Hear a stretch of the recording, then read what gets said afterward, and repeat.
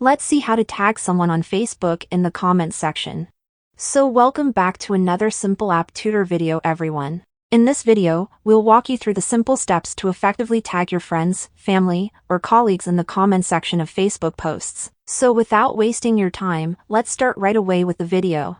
You want to open your Facebook mobile app on your iPhone or Android device and then find a post on which you want to tag someone in the comments. I'll tag someone right here, so I'll go to the comments section.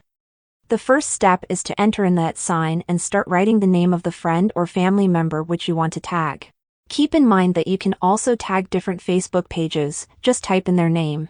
When you type the name, a couple of different suggestions will pop up, so just select the person which you want to tag. You can then write something and that's it. When we post the comment, the name of the person will be blue, and when someone clicks on their name it will open the specific Facebook profile. And that's how we can easily tag someone on Facebook in the comment section. If you want more Facebook tutorials, make sure to leave a comment on this video and I'll see you in the next one.